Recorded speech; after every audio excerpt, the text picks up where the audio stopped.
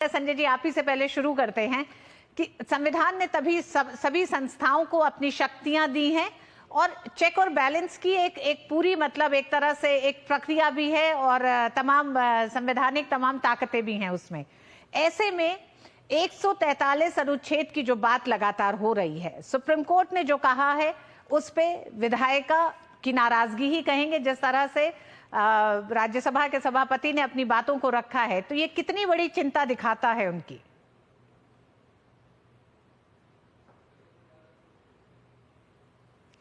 आपकी आवाज नहीं आ रही चड्ढा जी, मुझे लगता है अनम्यूट आपको करना होगा।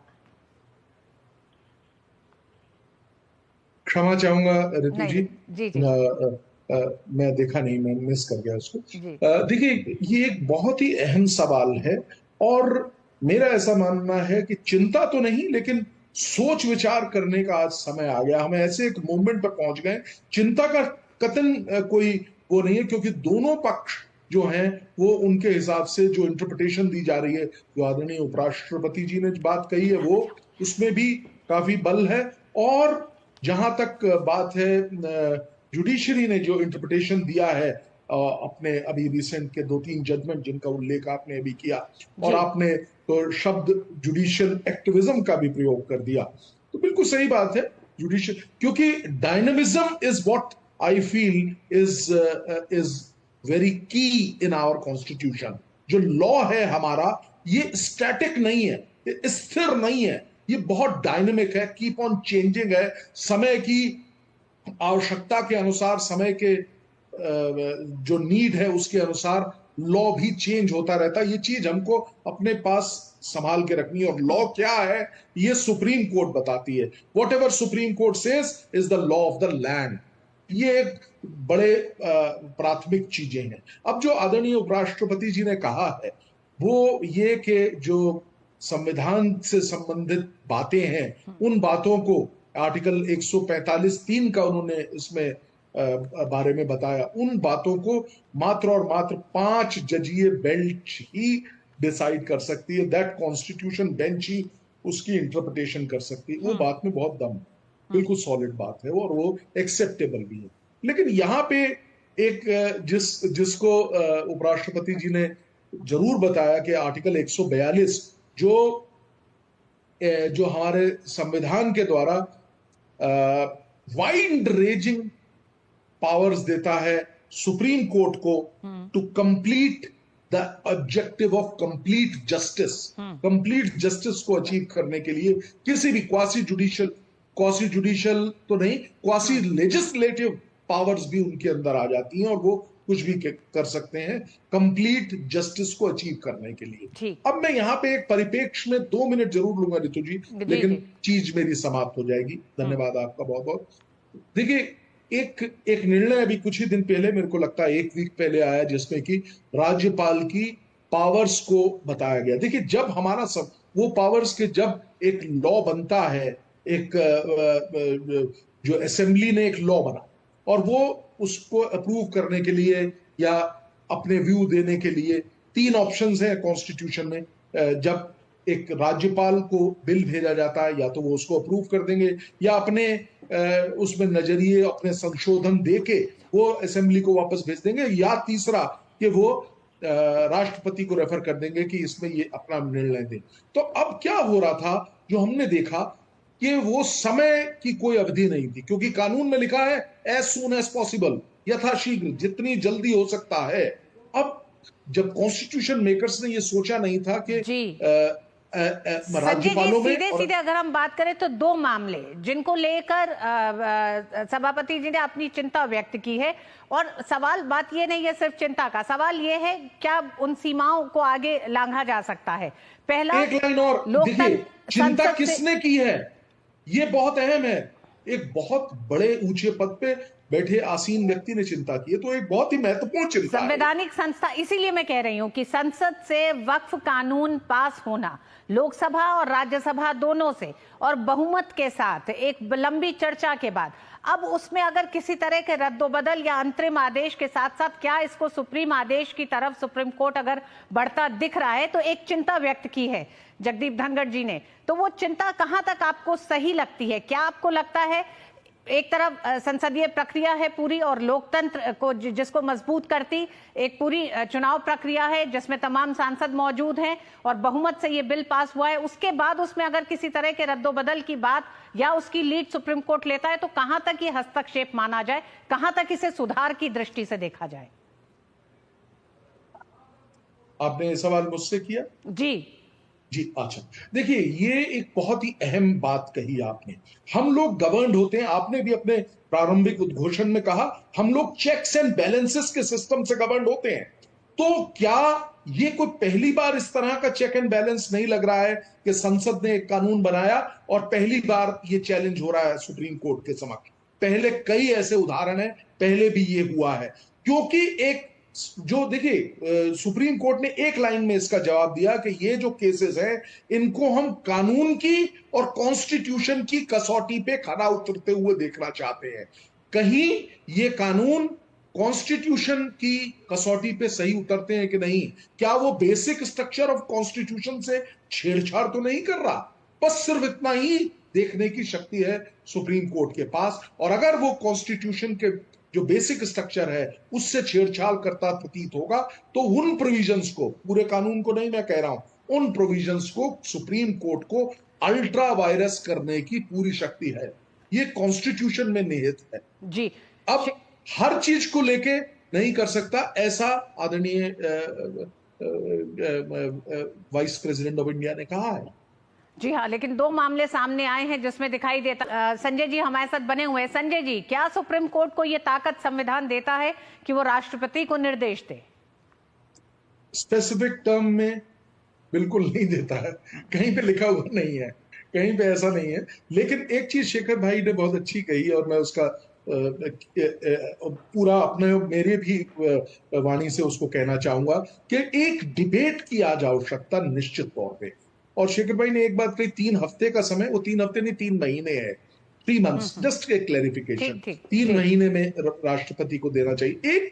एक और छोटा सा लिंब देना चाहता हूं जो बहुत अहम है, मेरा मानना यह, क्योंकि ये आज सुप्रीम कोर्ट ने इस तरह का आदेश क्यों दिया है उसके पीछे भी हमको हिस्ट्री में जाना चाहिए। 2 मिनट लगेंगे, क्योंकि कई ऐसे लॉज हैं जो असेंबली ने पास कर दिए और गवर्नर या राष्ट्रपति के आगे लंबित है सालों से। क्या ये कॉन्स्टिट्यूशन मेकर्स की आवश्यकता के दिमाग में था? पहला सवाल। और दूसरा सवाल, क्योंकि हम लोकतंत्र में रहते हैं और जैसा निर्णय में भी सुप्रीम कोर्ट ने कहा है, लोकतंत्र में चुने हुए प्रतिनिधि की एक अपनी व्यवस्था है, एक असेंबली पास करके लॉ दे रही है और लॉ इसलिए नहीं लागू हो रहा क्योंकि गवर्नर साहब उस पर बैठे हुए हैं, बड़े सख्त शब्द में मैं कह रहा हूं। तो इस बात में भी एक डिबेट की बहुत आवश्यकता है। निश्चित तौर पे राष्ट्रपति को कोई भी आदेश देने की कोई ना प्रथा रही है और ना ही कुछ इस तरह का कॉन्स्टिट्यूशन में स्पेसिफिकली मेंशन है। की भूमिका पर गंभीर सवाल उठाए हैं। उन्होंने कहा कि संविधान के अनुच्छेद 145(3) के तहत सुप्रीम कोर्ट को केवल संविधान की व्याख्या करने का अधिकार है और वह भी कम से कम 5 जजों की पीठ द्वारा। उपराष्ट्रपति जगदीप धनखड़ ने गहरी चिंता व्यक्त करते हुए कहा कि मैंने कभी नहीं सोचा था कि राष्ट्रपति को कोर्ट द्वारा निर्देशित किया जाएगा। राष्ट्रपति भारत की सेना के सर्वोच्च कमांडर हैं और केवल वही संविधान की रक्षा, संरक्षण और सुरक्षा की शपथ लेते हैं। फिर उन्हें एक निश्चित समय में निर्णय लेने का आदेश कैसे दिया जा सकता है? If it is judges, their category, FIR cannot be statewide registered. It has to be approved by the concerned judiciary. But that is not given in the Constitution. Constitution of India has accorded immunity from prosecution only to the Honorable President and the Honorable Governors. So how come a category beyond law has secured this immunity? Because the ill effects of this are being felt in the mind of one and all. और आइए आपको बताते हैं कि उपराष्ट्रपति जगदीप धनखड़ ने किन अहम बातों को रखा। उन्होंने कहा कि न्यायपालिका राष्ट्रपति को नहीं निर्देश दे सकती। अगर न्यायपालिका बिना जवाबदेही के कानून बनाना शुरू कर देंगे तो इसके क्या परिणाम होंगे। संविधान के तहत न्यायाधीशों को एकमात्र अधिकार अनुच्छेद 145(3) के तहत संविधान की व्याख्या करना है। संविधान का अनुच्छेद 142 जो सर्वोच्च न्यायालय को विशेष शक्तियां देता है, लोकतांत्रिक ताकतों के खिलाफ एक परमाणु मिसाइल बन गया है। केवल राष्ट्रपति और राज्यपाल ही संविधान को संरक्षित, सुरक्षित और उसका बचाव करने की शपथ लेते हैं, जबकि अन्य अधिकारी, जिनमें न्यायाधीश भी शामिल हैं, केवल इसका पालन करने के लिए बाध्य है। मार्च में जस्टिस यशवंत वर्मा के घर से भारी मात्रा में नकदी बरामद होने पर उपराष्ट्रपति ने चिंता जताई। उन्होंने कहा कि नकदी बरामद होने के बाद जज के खिलाफ कोई एफआईआर दर्ज नहीं की गई है। दरअसल हाल ही में सुप्रीम कोर्ट ने कहा था कि राज्यपाल की तरफ से भेजे गए बिल पर राष्ट्रपति को 3 महीने के भीतर फैसला लेना होगा। कोर्ट ने कहा था कि राज्यपालों की ओर से भेजे गए बिल के मामले में राष्ट्रपति के पास पूर्ण वीटो या पॉकेट वीटो का अधिकार नहीं है। उनके फैसले की न्यायिक समीक्षा की जा सकती है और बिल की संवैधानिकता का फैसला न्यायपालिका करेगी। इसी फैसले के संदर्भ में उपराष्ट्रपति की टिप्पणी आई है। जानकार इस मामले को न्यायिक सक्रियता बता रहे हैं। जानकारों की माने तो इससे पहले 3 कृषि कानून, पटाखों पर पाबंदी और मूवी थिएटरों में राष्ट्रगान अनिवार्य करने जैसे फैसले भी न्यायिक सक्रियता के उदाहरण के तौर पर देखे गए हैं। न्यायपालिका और विधायिका के बीच का ये टकराव कहें या फिर गतिरोध कहें, इस पर और बात करने के लिए हमारे साथ जुड़ गए हैं शेखर अय्यर, वरिष्ठ पत्रकार हैं, और संजय चड्ढा, संवैधानिक विशेषज्ञ हैं। आइए जानते हैं इनसे कि किस तरह से संविधान, आप दोनों का बहुत बहुत स्वागत है। संजय जी, आप ही से पहले शुरू करते हैं कि संविधान ने तभी सभी संस्थाओं को अपनी शक्तियां दी हैं और चेक और बैलेंस की एक पूरी मतलब एक तरह से एक प्रक्रिया भी है और तमाम संवैधानिक तमाम ताकतें भी हैं उसमें। ऐसे में 143 अनुच्छेद की जो बात लगातार हो रही है, सुप्रीम कोर्ट ने जो कहा है उस पे विधायिका की नाराजगी ही कहेंगे, जिस तरह से राज्यसभा के सभापति ने अपनी बातों को रखा है, तो ये कितनी बड़ी चिंता दिखाता है उनकी।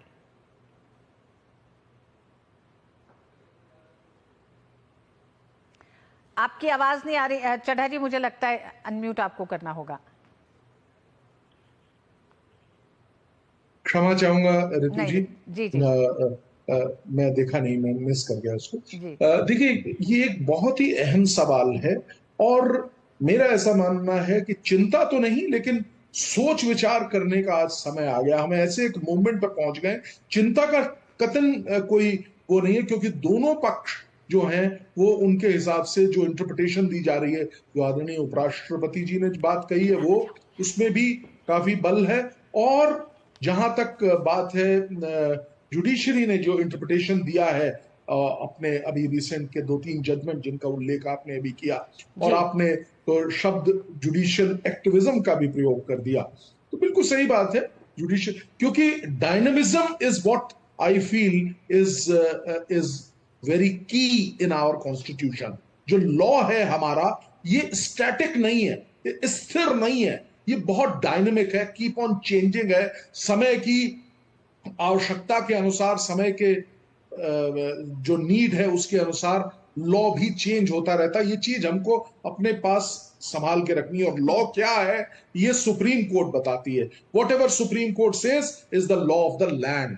ये एक बड़े प्राथमिक चीजें हैं। अब जो आदरणीय उपराष्ट्रपति जी ने कहा है वो ये कि जो संविधान से संबंधित बातें हैं, उन बातों को आर्टिकल 145(3) का उन्होंने इसमें बारे में बताया, उन बातों को मात्र और मात्र 5 जजीय बेंच ही डिसाइड कर सकती है। दैट कॉन्स्टिट्यूशन बेंच ही उसकी इंटरप्रिटेशन कर सकती है। वो बात में बहुत दम, बिल्कुल सॉलिड बात है और वो एक्सेप्टेबल भी है। लेकिन यहाँ पे एक जिसको उपराष्ट्रपति जी ने जरूर बताया कि आर्टिकल 142 जो हमारे संविधान के द्वारा वाइड रेंजिंग पावर्स देता है सुप्रीम कोर्ट को to complete the objective of complete justice को अचीव करने के लिए किसी भी क्वासी जुडिशियल तो नहीं, क्वासी लेजिस्लेटिव पावर्स भी उनके अंदर आ जाती हैं और वो कुछ भी कर सकते हैं कंप्लीट जस्टिस को अचीव करने के लिए। अब मैं यहाँ पे एक परिप्रेक्ष्य में 2 मिनट जरूर लूंगा रितु जी, लेकिन चीज मेरी समाप्त हो जाएगी। धन्यवाद आपका बहुत बहुत। देखिए, एक निर्णय अभी कुछ ही दिन पहले, मेरे को लगता है 1 वीक पहले आया, जिसमें कि राज्यपाल की पावर्स को बताया गया। देखिए, जब हमारा सब वो पावर्स के जब एक लॉ बनता है, एक जो असेंबली ने एक लॉ बना और वो उसको अप्रूव करने के लिए या अपने व्यू देने के लिए 3 ऑप्शंस हैं कॉन्स्टिट्यूशन में। जब एक राज्यपाल को बिल भेजा जाता है, या तो वो उसको अप्रूव कर देंगे या अपने उसमें नजरिए, अपने संशोधन देके वो असेंबली को वापस भेज देंगे, या तीसरा कि वो राष्ट्रपति को रेफर कर देंगे कि इसमें ये अपना निर्णय दें। तो अब क्या हो रहा था, जो हमने देखा कि वो समय की कोई अवधि नहीं थी, क्योंकि कानून में लिखा है एज सून एज पॉसिबल, यथाशीघ्र, जितनी जल्दी हो सकता है। अब जब कॉन्स्टिट्यूशन मेकर्स ने ये सोचा नहीं था कि राज्यपालों में सीधे अगर हम बात करें तो 2 मामले जिनको लेकर सभापति जी ने अपनी चिंता व्यक्त की है, और सवाल बात ये नहीं है सिर्फ चिंता का, सवाल ये है क्या उन सीमाओं को आगे लांघा जा सकता है। पहला, एक लाइन और देखिए, चिंता किसने की है, ये बहुत अहम है।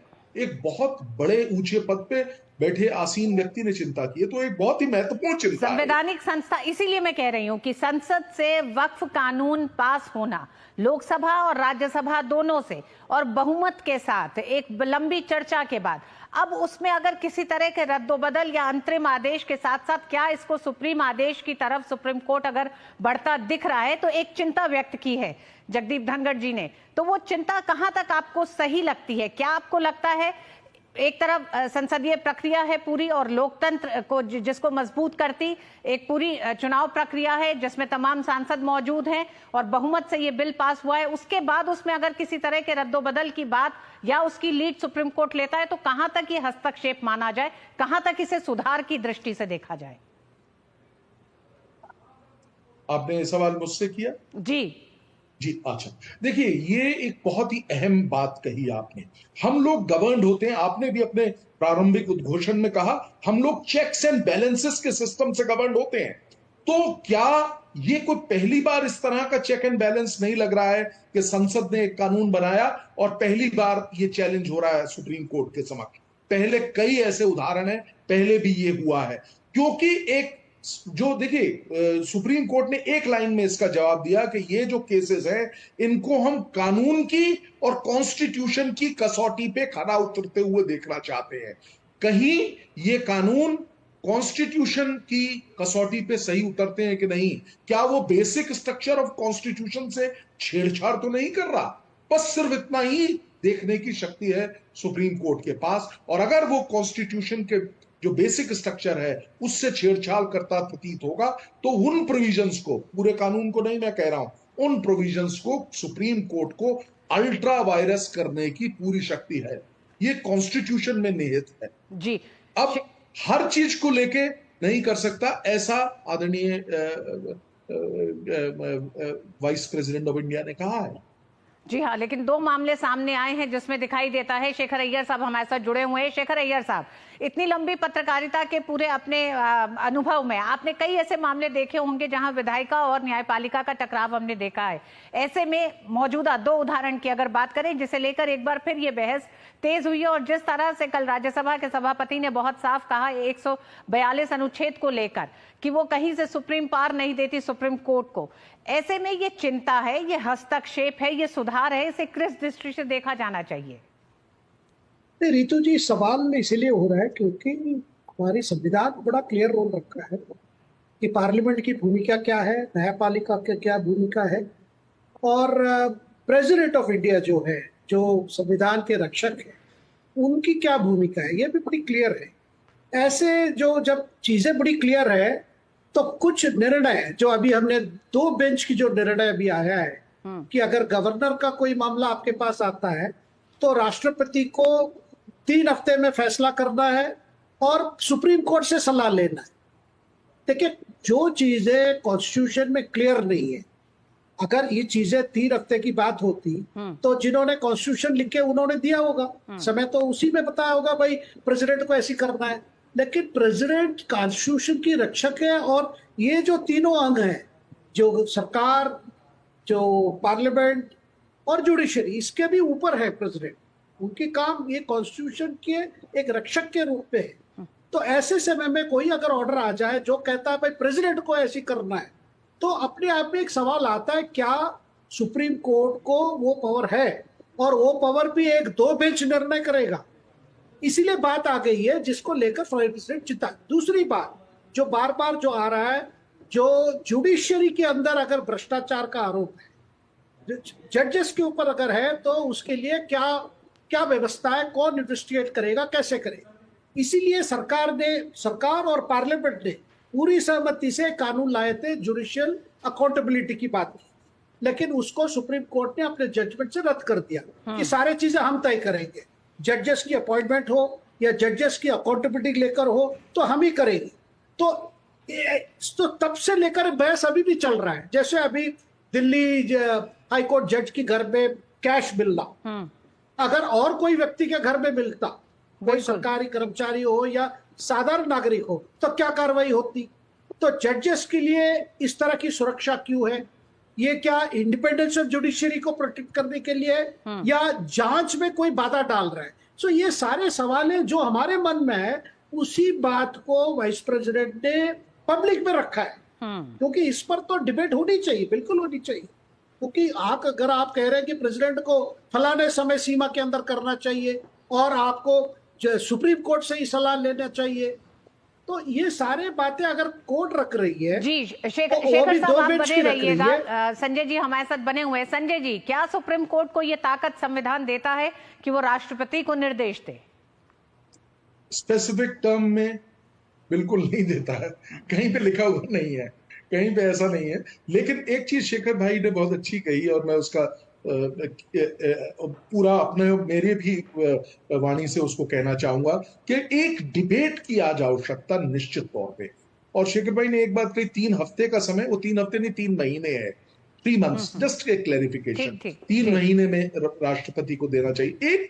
एक और छोटा सा लिंब देना चाहता हूं जो बहुत अहम है, मेरा मानना यह, क्योंकि ये आज सुप्रीम कोर्ट ने इस तरह का आदेश क्यों दिया है, उसके पीछे भी हमको हिस्ट्री में जाना चाहिए। 2 मिनट लगेंगे, क्योंकि कई ऐसे लॉज हैं जो असेंबली ने पास कर दिए और गवर्नर या राष्ट्रपति के आगे लंबित है सालों से। क्या ये कॉन्स्टिट्यूशन मेकर्स की आवश्यकता के दिमाग में था? पहला सवाल। और दूसरा सवाल, क्योंकि हम लोकतंत्र में रहते हैं और जैसा निर्णय में भी सुप्रीम कोर्ट ने कहा है, लोकतंत्र में चुने हुए प्रतिनिधि की एक अपनी व्यवस्था है। एक असेंबली पास करके लॉ दे रही है और लॉ इसलिए नहीं लागू हो रहा क्योंकि गवर्नर साहब उस पर बैठे हुए हैं, बड़े सख्त शब्द में मैं कह रहा हूं। तो इस बात में भी एक डिबेट की बहुत आवश्यकता है। निश्चित तौर पे राष्ट्रपति को कोई भी आदेश देने की कोई ना प्रथा रही है और ना ही कुछ इस तरह का कॉन्स्टिट्यूशन में स्पेसिफिकली मेंशन है। जी शेखर साहब, जिस तरह की चिंता संजय जी व्यक्त कर रहे हैं कि तमाम ऐसे बिल जिनको विधानसभाएं अगर पास करके गवर्नर के पास भेजती और अगर वो लंबित रहते हैं तो उसकी कोई एक व्यवस्था होनी चाहिए। जो आप बात कह रहे हैं कि एक चर्चा की तो जरूरत है निश्चित तौर पर। बिल्कुल रितु जी, देखिए क्योंकि इसमें काफी राजनीति हो रही है कि गवर्नर्स किस तरह का हैंडल कर रहे हैं, क्या कर रहे हैं, लेकिन मैं दूसरी सवाल कर रहा हूँ उन विधानसभा के बारे में जो क्या कहेंगे, जो केवल कानून ऐसे कानून पास करते हैं ये जानते हुए ये कानून जो सेंट्रल लॉ है उसके खिलाफ है, संविधान के खिलाफ है। क्योंकि कॉन्स्टिट्यूशन में बड़ा क्लियर है, अगर कोई राज्य विधानसभा कोई कानून पास करते हैं और वो कानून अगर केंद्र कानून से खिलाफ है तो केंद्र की कानूनी जारी रहेगा। उसके ये जानकारी उनकी पूरी मालूम है, कॉन्स्टिट्यूशनल व्यवस्था क्या है, तब भी कानून पास किए जाते हैं, मोशन मतलब अडॉप्ट किए जाते हैं केवल राजनीतिक मैसेज देने के लिए। अब एक मैं उदाहरण देता हूं, तमिलनाडु सरकार बार बार नीट पर कानून बदलने की जो बात है, जब सबको पता है कि नीट सुप्रीम कोर्ट के निर्णय पे आया, फिर पार्लियामेंट ने पास किया, उसके बावजूद कि तमिलनाडु को छूट दे दो, ऐसे करके जो अगर कानून पास करेंगे तो गवर्नर क्या करेंगे ऐसे समय में? तो सुप्रीम कोर्ट को भी एक स्पष्ट करना है, भाई ऐसा क्यों कर रहे हैं विधानसभाएं? केवल राजनीतिक कारण से कोई कानून ऐसे पास कर दो जब पता है कि यह कानून तो प्रेसिडेंट कतई उसको अप्रूव नहीं कर सकते। तो यहाँ पे पॉलिटिक्स जो हो रही है, रितु जी, अगर हम कह रहे हैं कि राज्यपाल की ओर से भी इस तरह की निर्णय लिया जा रहा है या देर हो रहा है, तो क्या जो सत्ताधारी विपक्ष पार्टियां हैं वो क्या भूमिका निभा रहे हैं इस तरह कानून पास करके? तो उस राजनीति पर कौन कहेगा कि केवल आप एक लेजिस्लेटिव प्रोसेस को, क्या वो अब्यूज नहीं है, वो दुरुपयोग नहीं है, जब आपको पता है कि वो कानून कभी पास नहीं होगा, कभी उसको अप्रूवल नहीं मिल सकता है? ठीक, तो वो भी मैं कहता हूं, वो भी कॉन्स्टिट्यूशन की ये है, वो उल्लंघन है, इस पर भी कोर्ट को कुछ कहना चाहिए। बिल्कुल, एक लंबी बहस, एक लंबी चर्चा की जरूरत है, जिसकी तरफ इशारा किया है राज्यसभा के सभापति जगदीप धनखड़ ने, जहां उन्होंने कई बड़े सवाल और अपनी चिंताओं को रखा। उन्होंने कहा कि राष्ट्रपति को आदेश देने का अधिकार सुप्रीम कोर्ट को नहीं दिया है संविधान ने, वहीं संविधान ये तय करता है कि किस तरह से विधानसभाएं भी जो कानून बनाएंगी, उन कानूनों का उल्लंघन, वो कानून ये ना दिखाई दे कि वो संविधान में जो तमाम नियम कानून बनाए गए हैं, जो व्यवस्था दी है, उनका उल्लंघन कर रहे हैं। और यही कारण रहा कि राज्यपाल ने जिन विधेयकों को रोका या उन्हें पास नहीं करा, उसके पीछे का कारण बहुत बड़ा ये है। तो ये चर्चा जारी रहेगी। शेखर अय्यर साहब, आपका भी और संजय चड्ढा जी आपका भी बहुत बहुत धन्यवाद इस पर विस्तार से बात करने के लिए।